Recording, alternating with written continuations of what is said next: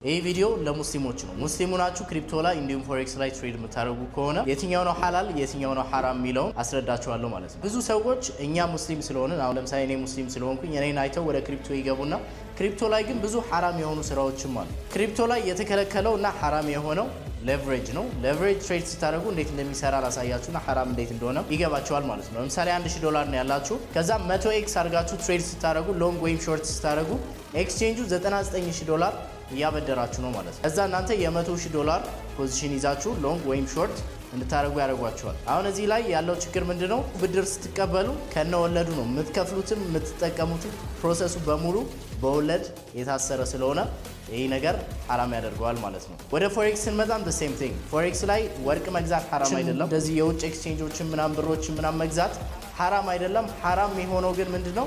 በሬሾ ትሬድ ስታደርጉ ነው። ለምሳሌ 1:50 ትሬድ ስታደርጉ ጎልድን ለምሳሌ ባይ ወይም ሴል ስታደርጉት 1:50 ከሆነ የገባችሁት $49000 ብሮከሩ እየተበደራችሁት ነው ማለት ነው። ብሮከሩ $49000 ይሰጣችኋል። የ$50,000 ፖዚሽን ይዛችሁ ባይ ስትሉት ትንሽ ሲጨምር $50,000 ያለው ሰው የሚያተርፈውን አይነት ትርፍ እናንተ $1,000 እንድታተርፉ ያደርጋችኋል ማለት ነው። ትንሽ ሲቀንስም ደግሞ አካውንታችሁ ቶሎ ብለው ያደርጋል።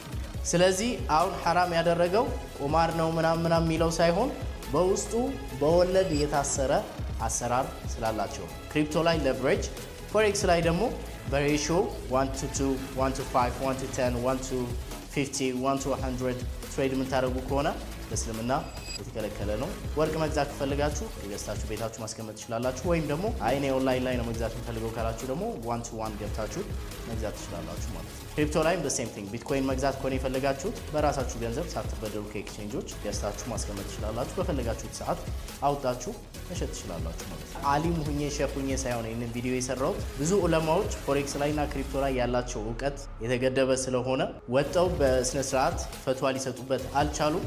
እኔ ደግሞ ከ4 ዓመት በላይ ቆይቼበታለሁ። የትኛው ነው ሐላል የትኛው ነው ሐራም ለምንድን ነው የሆነው የሚለውንም ከነርቪዝኑ እዚህ ቪዲዮ ላይ ኤክስፕሌን አድርጌላችኋለሁ ማለት ነው። ብዙ ሙስሊሞች ሳያስቡት ወደ ሐራም መንገዱ ይወድቃሉ። እንዲሁም ደግሞ አንዳንድ ኢንፍሉዌንሰሮች እኔንም ጨምሮ ሙስሊም ስለሆንን ብቻ በውስጡ ያለው አሰራር በሙሉ ሐላል የሚመስላቸው ሰዎች ስላሉ ይህንን ቪዲዮ ሼር አድርጉላቸው። 10 ጊዜ ኮፒ ሊንክ ተጫኑ። ኮሜንት ላይ ሀሳባችሁን አስቀምጡልኝ። በቀጣይ ቪዲዮ እስክንገናኝ ድረስ ሰላም አለይኩም ወራህመቱላሂ ወበረካቱ።